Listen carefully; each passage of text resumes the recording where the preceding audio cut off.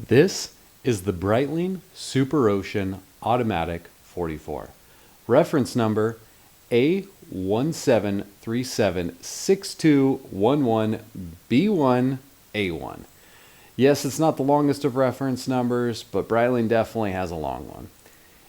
It retails for MSRP of $5,900.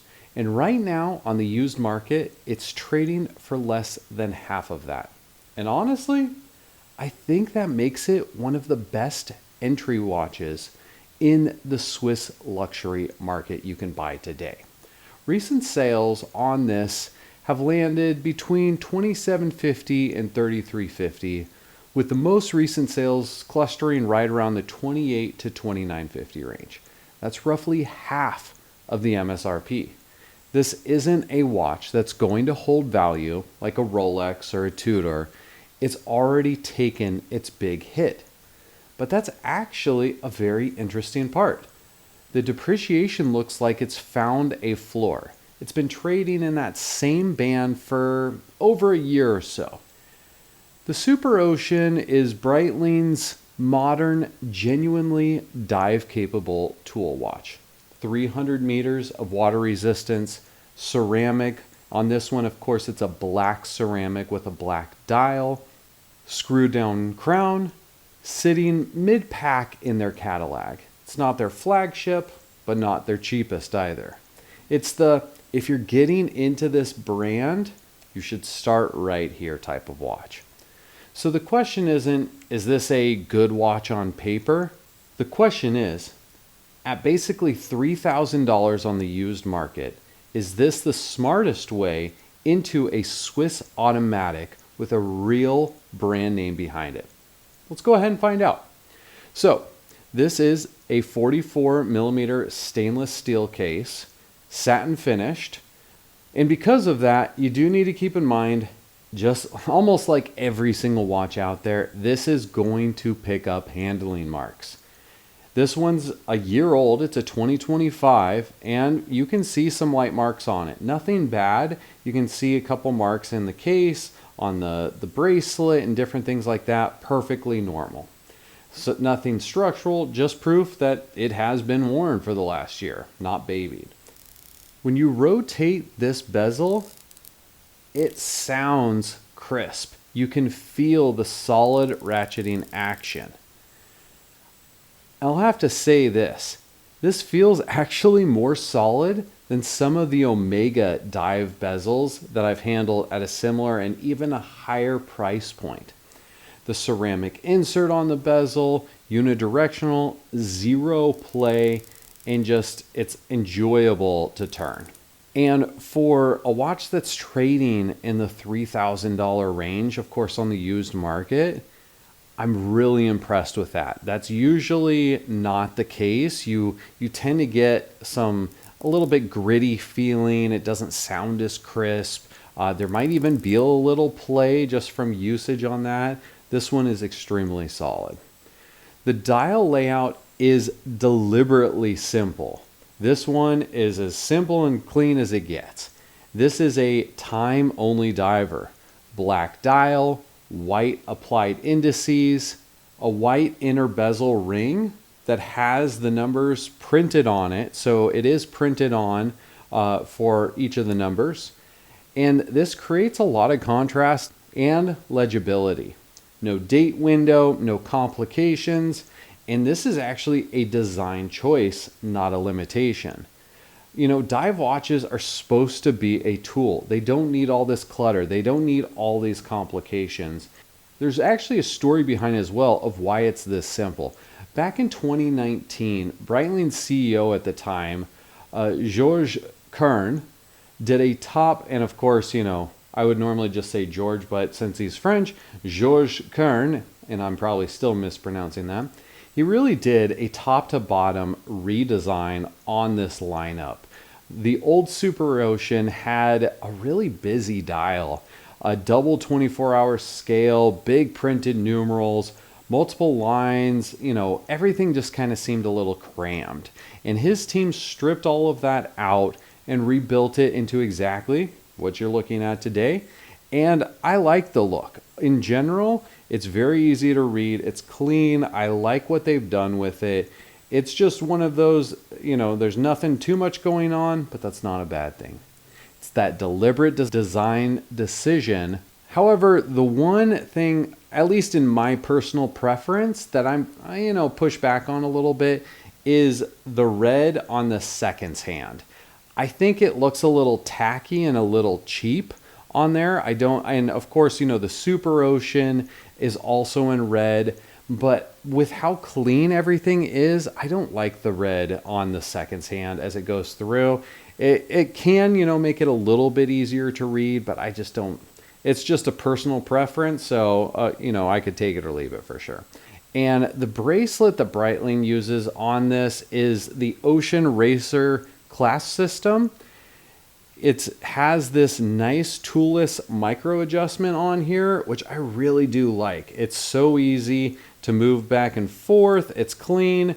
It gives me just the flexibility that I want to make sure that it fits. I have a 7.25 wrist, and this fits perfectly actually in one of the smaller positions. It's too big in its fully open position, but I just like this clasp design. It's very clean.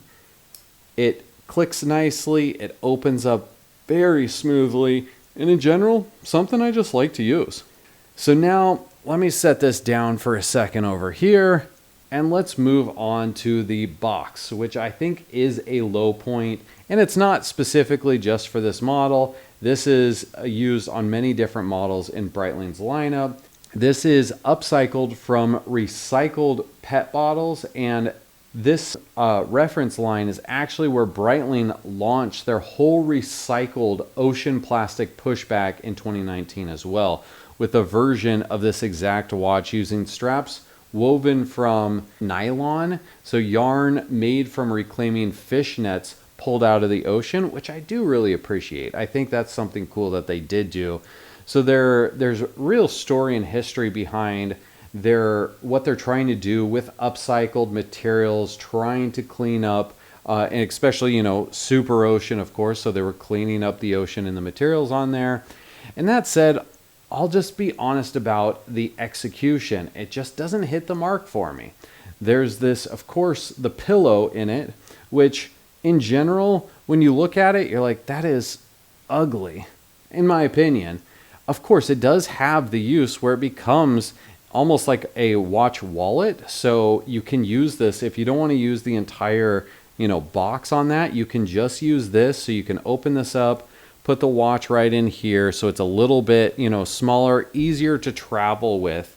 So I like that they're trying to bring more functionality into the box, but for some reason, the execution on it does not do it for me.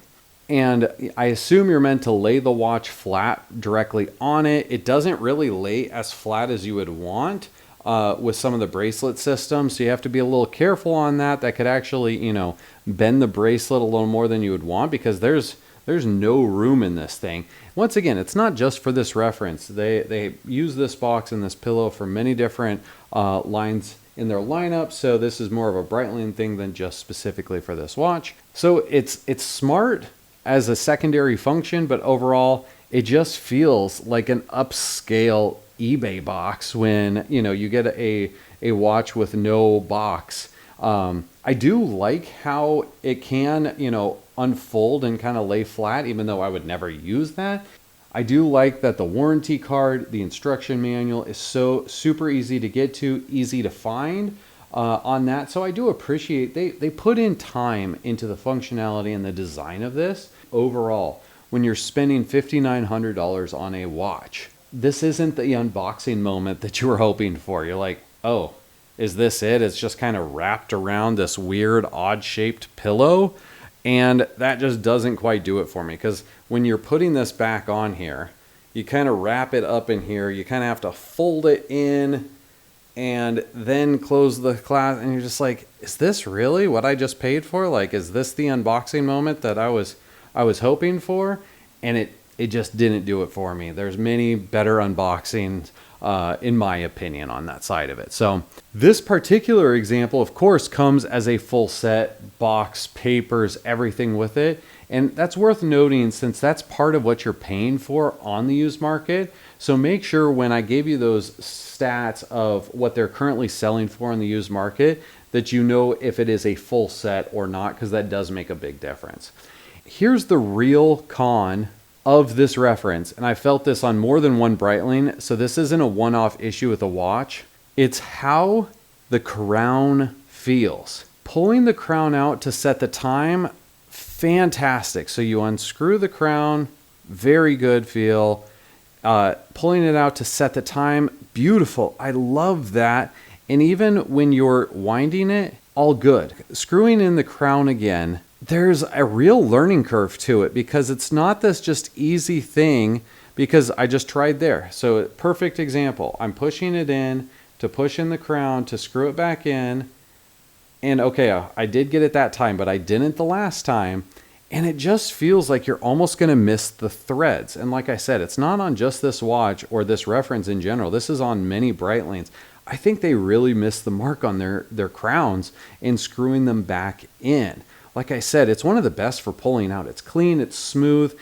It doesn't have that reassuring click into place feel you get, say, on other brands where you just turn it and it's like, ooh, yep, I got it perfectly on the thread.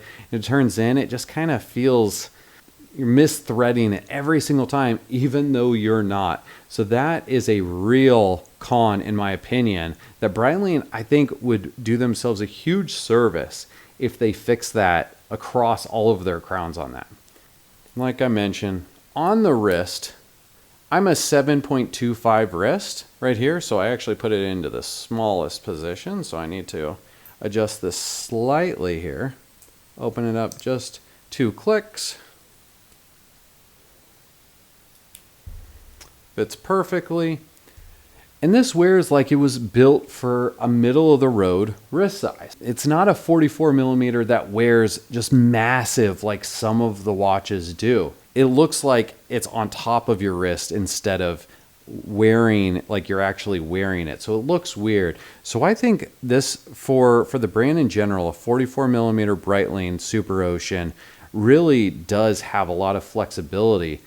I think this would work comfortably on wrists noticeably smaller and noticeably larger than mine, which is rare for a watch this size. So compare the total package here, the case, the bracelet, the bezel action, the movement. But at this specific price point, this feels like you're getting more watch for the money. And that's the case for this being a genuinely smart first Swiss automatic if you're just getting into it. And now it's time for the 5D score. Comfort, I think this is a very comfortable and lightweight feeling watch for a stainless steel with a stainless steel bracelet. And versatility, I would give it a 7 because this genuinely goes from the office to dinner to a casual weekend without missing a beat. So the total score is 56 out of 100.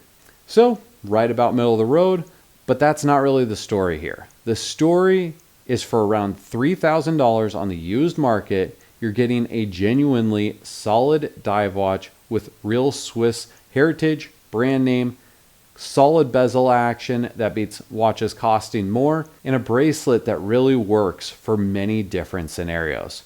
With one real flaw in the crown, like I mentioned, and the box, I just think it undersells the watch inside of it. But if you're looking for your first real Swiss automatic watch, this reference is really hard to argue with at this price point.